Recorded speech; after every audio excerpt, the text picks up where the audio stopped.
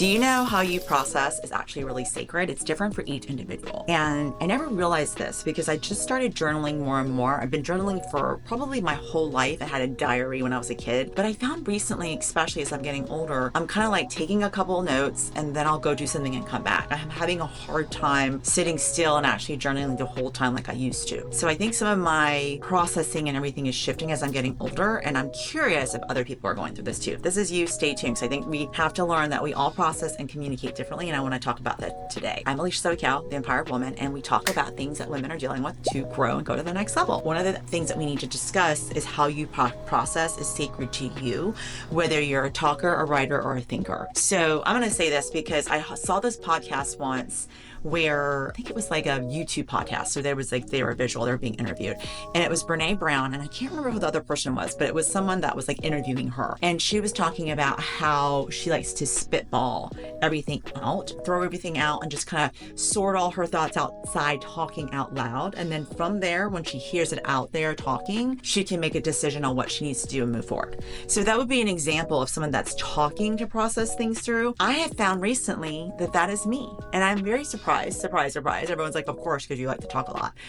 But I didn't realize that I was more of a talker than I was a writer. I always thought that I was the writer because I like to document everything. I have a planner that I document. I like to write. When I take notes, I write. It cements things for me, if that makes sense. And then thinkers are your super internalists. Like, they're the ones that are like, don't rush me. Michael, my husband, is a thinker. I can tell him a bunch of information, options and stuff, and he's not one to quickly make a decision. It's not that he's not thinking about it or that he's slow. It's just that he needs to think and sort in his own brain internally to figure out what exactly is right for him and not right for him. So based on those three things, what are you? And it's interesting because if you're in a relationship with someone that processes and likes to spitball and the other person is the thinker, you can see how that could be a clash. And I bring this up because a lot about what's going on in our personal growth as women and as we're going into different stages of our life is understanding how to navigate our own selves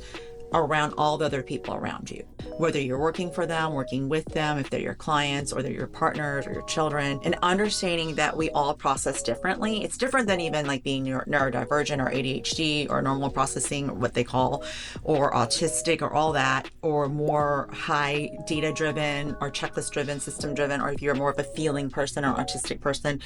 There's so many ways that people process, but this in particular is something that really fascinated me because it's something that I think people don't talk about, but it's happening all the time.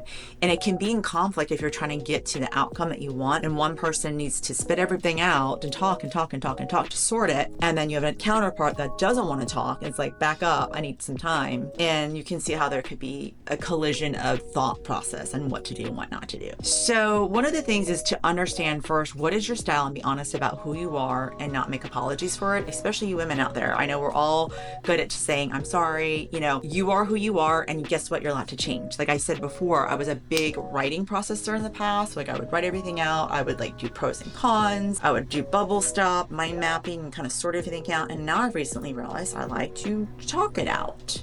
I got to call everybody. I got to say, hey, I need to run something by you. That's exactly, if you say I need to run something by you, you're the spitballing person. And I'm glad to know that I'm like Brene Brown because she's a spitballer. So it's not right or wrong and not better or the other. I just want to clarify that again. But it's one of those things to think about. And so if you're that person and you need to know who you are, you could be a mixture of some. Like some people could be a writer, a talker, and a writer. And some people could be a writer and an internalist. Very rare do you see, I think, talkers and internalists. That kind of contradicts itself, really. In relationships, I think the biggest thing is the mismatched style. If you don't know where the other person's coming from and they're just being authentically themselves, you may misinterpret that as you're not listening to me. So this is very powerful for you women out there that are spitballers and your husband just shuts down and walks away. You could look at that as being rejected or not supporting you or not understanding you or listening to you. One of the things I think is important is to tell your partner or spouse or coworker that, hey, this is how I process. I need to talk it out. I'm not asking you to do anything. I'm not asking you to make a judgment about it or what to do.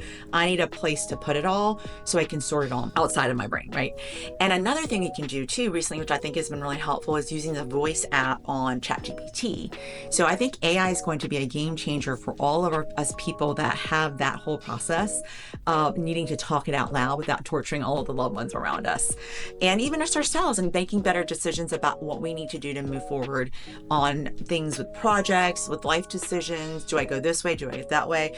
For me, it's even down to like, what hotel do we stay at? Like, I just need to talk about it. I don't want to research and research and research. Whereas I think someone like my husband, who's an internal person, will research everything and he'll look at it and he'll say, I think we should do this because of this, ABC. He made this decision before even talking about it. Whereas I'm going to say, hey, these are our choices. This is what I like about this one. This is what I like about this one. This is what I like about this one. And I don't know. And we'll go back and forth. And I'm sure it's exhausting to him. But to me, that's how I come to make decisions. But he knows me by now after our 28 years to know it's not me saying that what he chose is wrong. It's just how I need to sort through my brain and figure it out. So if you have a mismatched style of communication, it's really important because that's where a lot of friction happens in relationships and partnerships, in work relationships as well, is to understand like, hey, this is who I am. Don't apologize for it, but just let people know. The biggest thing is the awareness. Do you have enough awareness in who you are and how you're built? And do you know how to communicate to the other side why you're built this way and not apologize for it? That's a huge piece too, right? So, and I think the big thing is it's to honor your flow. It's not right or wrong, but to give yourself grace and okay to like, you know, someone's like trying to rush you in your decision. Just tell them, I sort this way. I need space to do this. Whether you're internally sorting, whether you're talking it out, or whether you're writing it out. Tell them that you need this timeline and be okay with them not understanding it at first. But I think if you give someone a parameter of what to expect, it makes it so much better than them just wondering like, what's going on and why is it taking so long, or why can't you make a decision? So I'm curious, are you a talker? Are you a writer? Or are you a thinker? Drop your type below what you think, or are you a mixture of both? And if this was interesting to you, I'd love a thumbs up and a subscribe button. And I'm going to continue to unfold the things about more awareness about who we are as we're growing and changing into the next level, which will help us be more empowered and get the things we want in life. But until next time, take care.